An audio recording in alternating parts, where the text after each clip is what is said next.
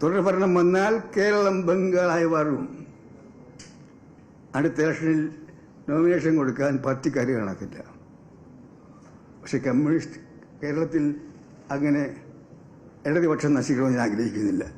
ഇടതുപക്ഷം തകർന്നിട്ട് ആ സ്ഥാനത്ത് ബംഗാളിലെ പോലെ BJP പോലെ ഞാൻ ആഗ്രഹിക്കുന്നില്ല, ഞങ്ങളാരും ആഗ്രഹിക്കുന്നില്ല. അതുകൊണ്ട് ഇടതുപക്ഷം തകരരുത്. ഇടതുപക്ഷം കേരളത്തിൽ നിലനിൽക്കണം. ഇടതുപക്ഷം കേരളത്തിൽ നിലനിൽക്കണമെങ്കിൽ, പ്രസക്തി ഉണ്ടാകണമെങ്കിൽ പിണറായി ഭരണം അവസാനിക്കണം. ഈ സർക്കാർ പോയേ തീരൂ. ഭരണമാറ്റം ഉണ്ടാകണം. അങ്ങനെ വന്നാൽ പ്രതിപക്ഷത്തിരിക്കുമ്പോൾ ഒരു പ്യൂരിഫിക്കേഷൻ വരും, ശുദ്ധീകരണം വരും. അപ്പോൾ ഇടതുപക്ഷത്തിന് കേരളത്തിൽ വീണ്ടും ഒരു പ്രസക്തി ഉണ്ടാകും. അതുകൊണ്ടാണ് ധാരാളം ഇടതുപക്ഷക്കാർ ഇത്തവണ UDF-നെ കിട്ടാൻ പോകുന്ന ചരിത്രപരമായ വിജയത്തിന്റെ പ്രധാന ശില്പികൾ ഇടതുപക്ഷ വോട്ടർമാർ തന്നെയായിരിക്കും.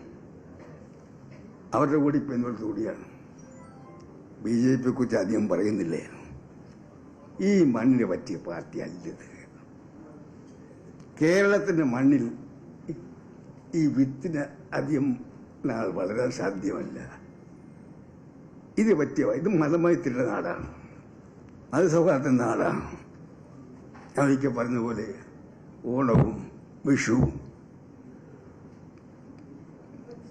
പെരുന്നാൾ നോയമ്പും ക്രിസ്മസും ഈസ്റ്ററുമെല്ലാം ഒരുമിച്ച് ആഘോഷിക്കുന്ന ഒരു നാടാണ്. ഇവിടെ ജാതി തിരിച്ചുള്ള തെരുവുകളില്ല, മതം തിരിച്ചുള്ള തെരുവുകളില്ല.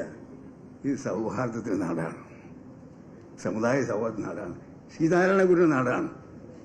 മതമേതായാലും മനുഷ്യൻ നന്നായാമെന്ന് പറഞ്ഞാൽ നാരായണ ഗുരു സാഹിബിയുടെ നാടാണ്.